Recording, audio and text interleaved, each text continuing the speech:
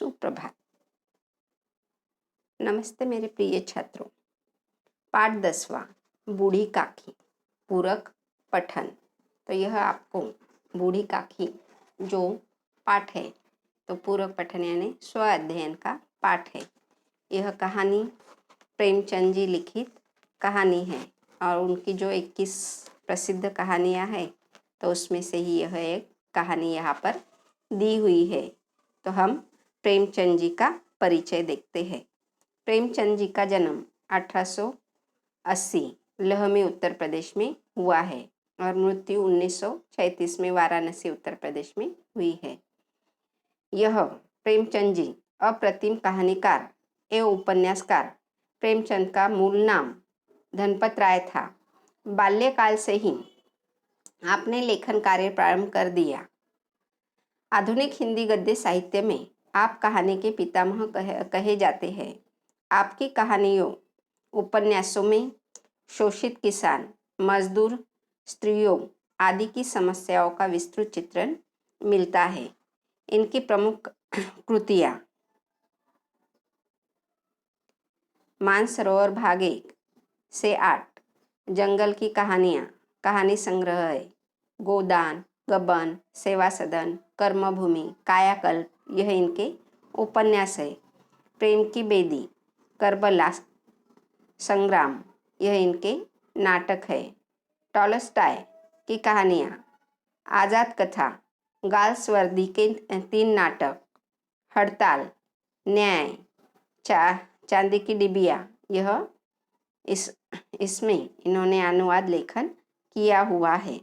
तो यह जो कहानी है तो इस कहानी के माध्यम से प्रेमचंद जी ने समाज में जो हम देखते हैं कि आजकल जो बूढ़े बुजुर्ग लोग होते हैं तो उनकी दशा किस तरह से हो रही है, तो वृद्धों के प्रति तिरस्कार की भावना पर जोरदार प्रहार किया गया है इस कहानी में।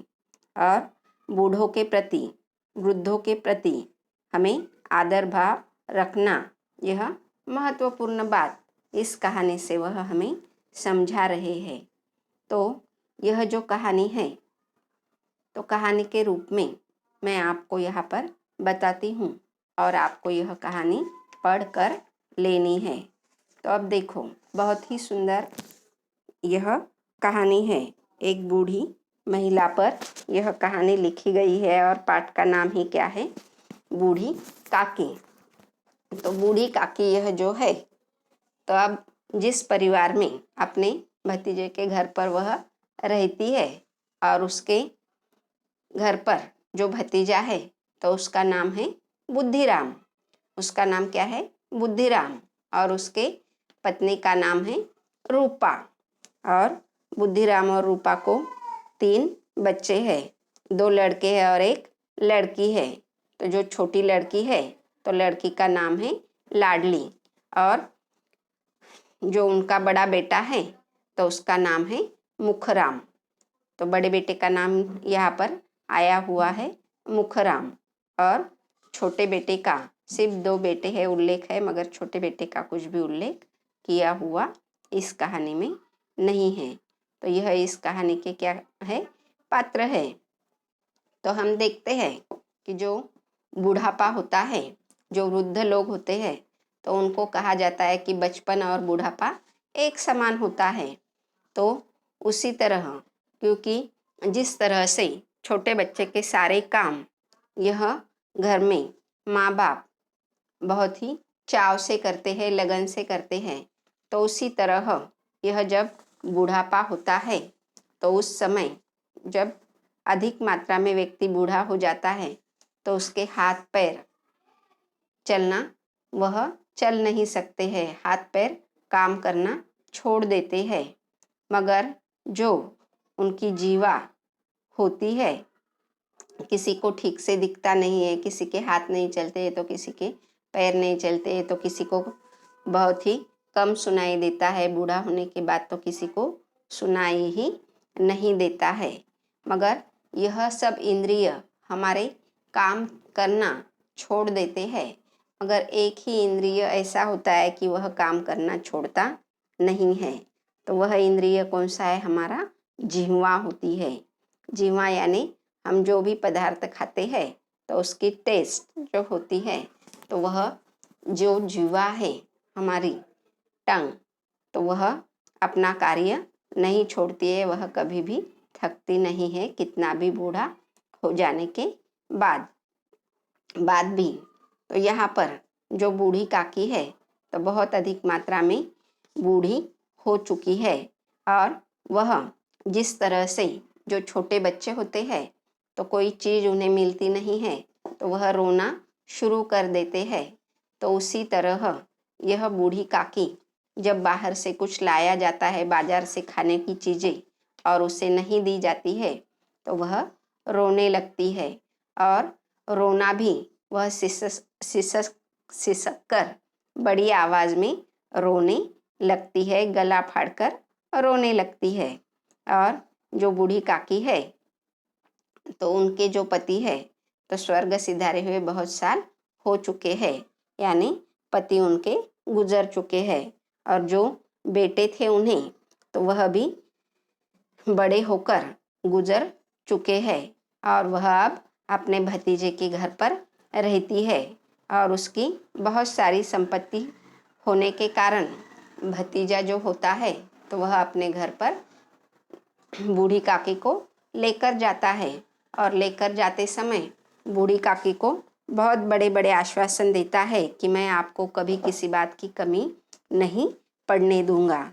मगर जब दिन बीतते जाते हैं तो वह बूढ़ी काकी की तरफ ध्यान भी देता नहीं है, और जो बूढ़ी काकी की जो संपत्ति है तो उसमें वार्षिक आय, यानी वार्षिक यानी क्या, साल का जो उसकी संपत्ति है तो साल के उससे 150-200 रुपये उस ज़माने के यह आते थे, क्योंकि यह रुपए जो 150-200 रुपये उस ज़माने में बहुत सारे होते थे, तो वार्षिक उत्पन्न उसका उसके संपत्ति से यह उसका जो भतीजा है बुद्धिराम तो उसे मिलता है, और बुद्धिराम को यह भी मालूम है कि बूढ़ी काकी के संपत्ति से ही आज उसका क्या है, लोगों में नाम है कि इसके पास इतनी संपत्ति है, मगर वह किसी को कहता नहीं है कि यह बूढ़ी काकी की संपत्ति है। तो अब एक दिन बूढ़ी जो बुद्धिराम का लड़का है मुखराम, तो उसका ब्याह तय होता है, और जब उसका ब्याह तय होता है तो बहुत से लोग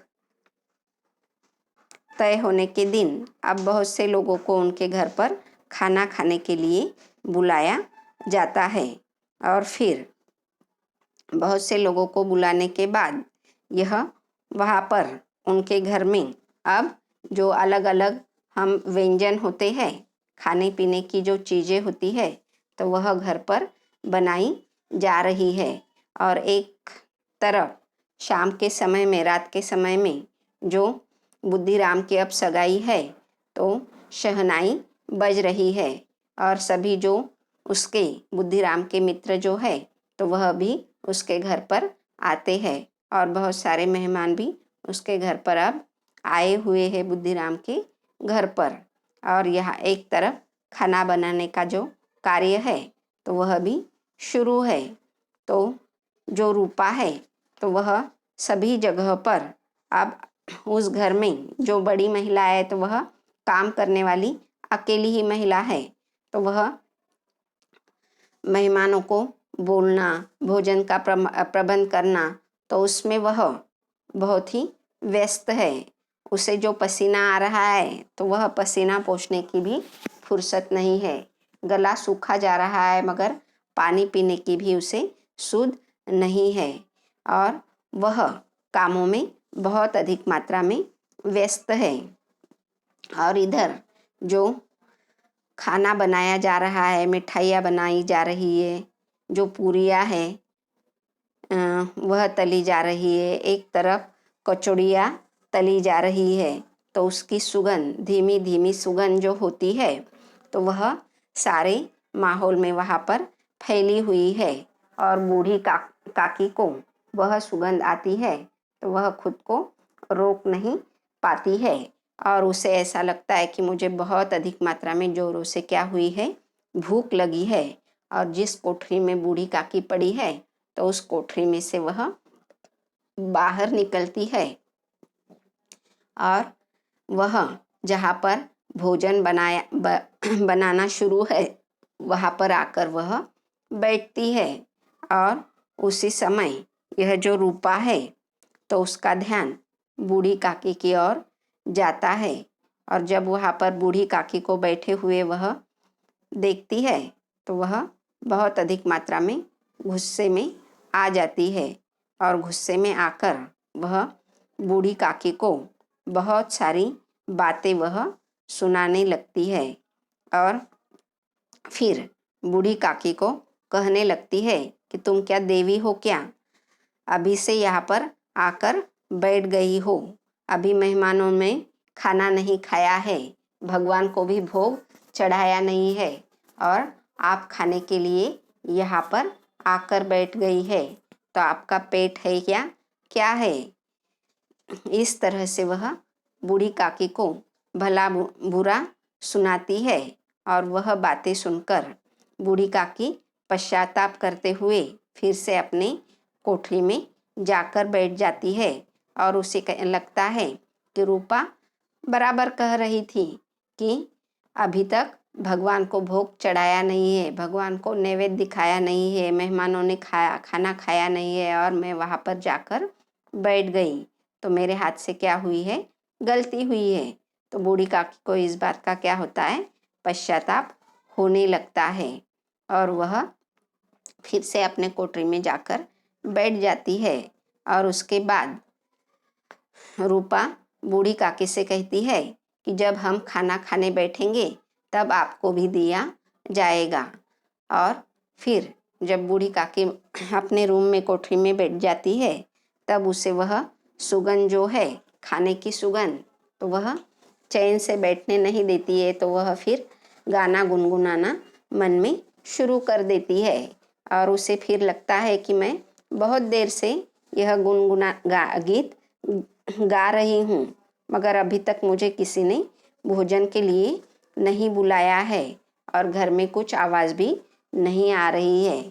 ऐसा तो नहीं कि गुस्से में रूपा ने मुझे खाने के लिए बुलाया ही नहीं है और यह घर तो मेरा ही है और मैं क्या इस घर में मेहमान हूँ क्या? नहीं हूँ, तो मुझे किसी के बुलाने की आवश्यकता है क्या? नहीं। इस तरह से सोचकर वह क्या करती है, बूढ़ी काकी अपने कोठरी से बाहर निकलती है और बाहर जाकर देखती है तो बहुत सारे लोग जो खाने पर बैठे हुए हैं और वह कोई दही खा रहा है, कोई पूड़ियाँ खा रहा है, कोई कचौड़ी खा रहा है और उस स्वाद का आनंद ले रहा है। तो बूढ़ी काकी जब उनके बीच जाती है तो उसमें से थोड़े लोग फिर से, अरे यह बुढ़िया यहाँ पर कहाँ से आ गई है, यह देखकर वह उठ जाते हैं कोई लोग और कहते हैं कि हटाओ, जल्दी से इस बुढ़िया को यहाँ से हटाओ। और उस समय जो बुद्धिराम है तो वह जो मेहमान आए हुए हैं तो उन्हें पुड़िया परोसने का कार्य कर रहा है, तो वह छट से पुड़ियों की थाल अपने हाथ से नीचे रखता है और उस बुढ़िया को यानी बूढ़ी काकी को पीछे से पकड़कर कोठरी में पकड़ता है और उठाकर उसे कोठरी में डाल देता है और वह बूढ़ी काकी पर इस तरह से क्रोध करता है जिस तरह से किसी के घर पर जो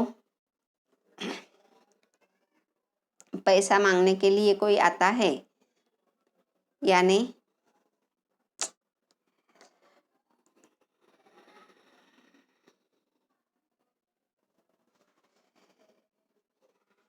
कोई साहूकार जो पैसा लिया हुआ रहता है मगर पैसा मांगने के लिए आता है तो उसे क्रोध आता है, तो उसी तरह यह बूढ़ी काकी के साथ व्यवहार किया जाता है। बहुत ही निर्दयता से उसे वहाँ से घसीटता हुआ वह बुद्धिराम लेकर जाता है और कोठरी में डाल देता है।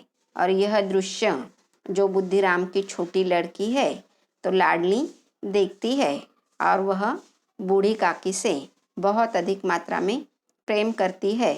तो उसे उसका मन सोचने लगता है कि बूढ़ी काकी जो खाना पूड़िया कचौड़ियाँ खाना चाहती है तो उन्हें उनके रूम में क्यों नहीं दे देते हैं।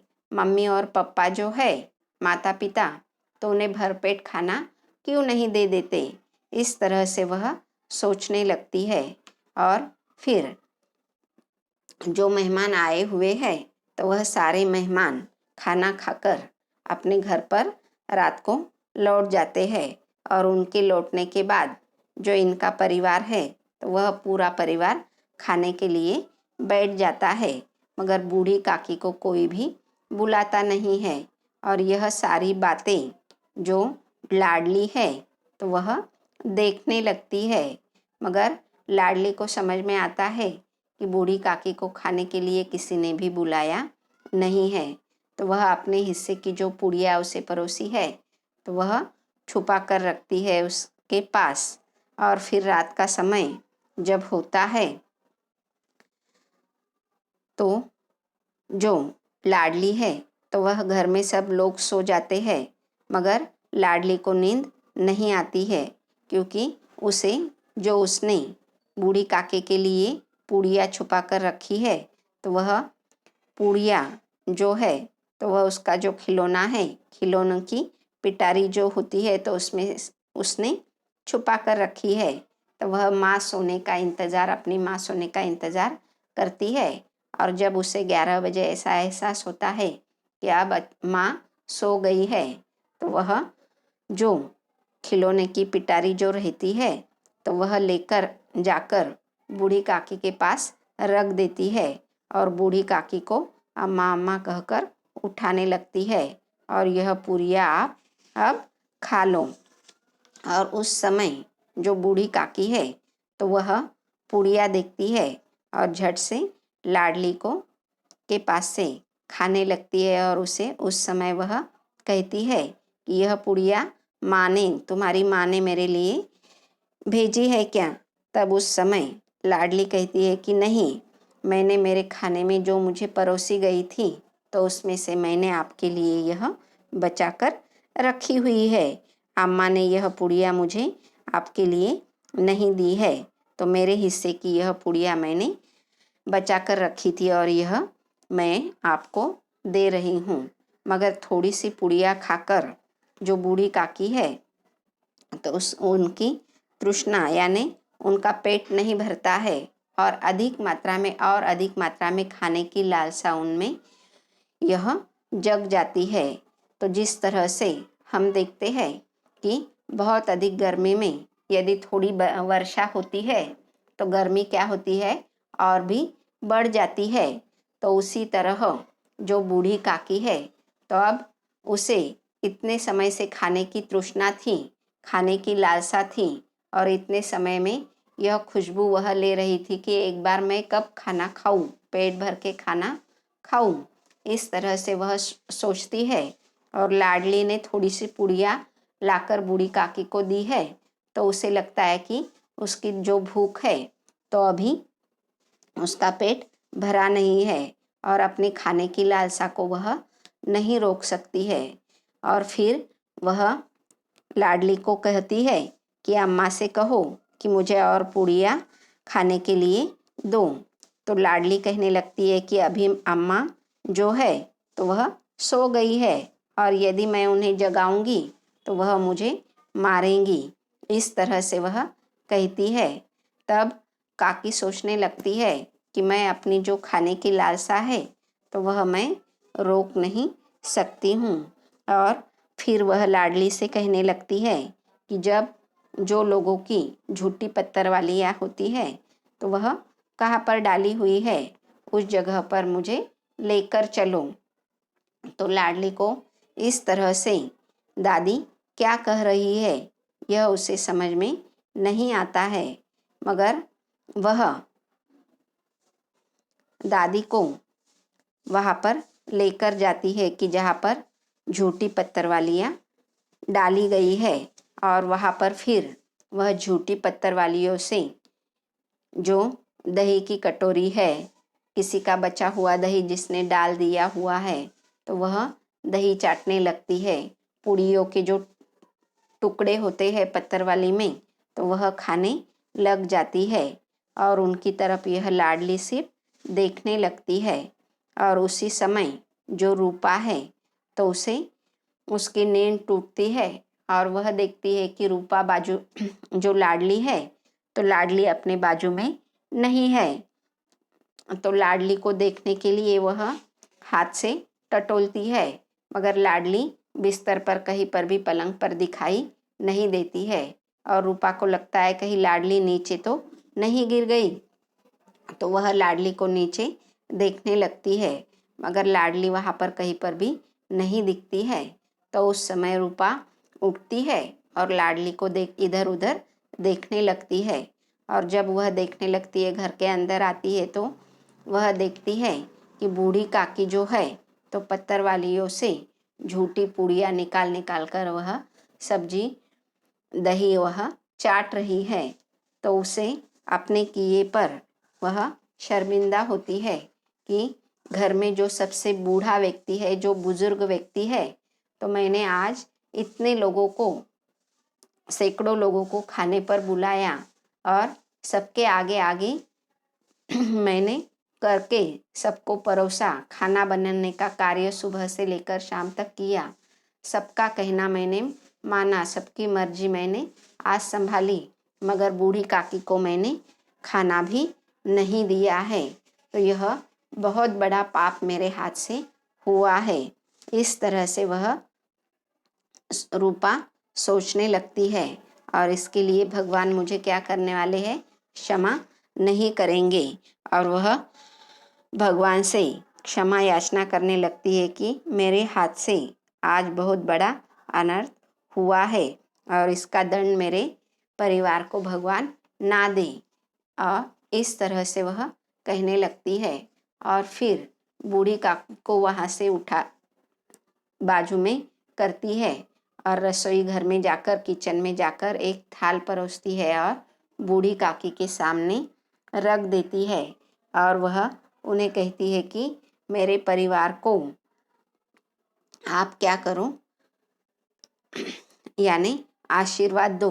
मेरे हाथ से आज बहुत अनर्थ हो गया है। और उसी के साथ ही वह रूपा यह भी सोचने लगती है कि जो बूढ़ी काकी है, तो बूढ़ी काकी के संपत्ति से ही उसे 150-200 रुपये वार्षिक आय मिलती है और आज मैंने ही बूढ़ी काकी को, सभी मेहमानों को खाना खिलाया, मगर बूढ़ी काकी को नहीं खिलाया। तो इसके लिए मुझे भगवान से प्रार्थना करती है कि इस अपराध के लिए मुझे क्षमा करना।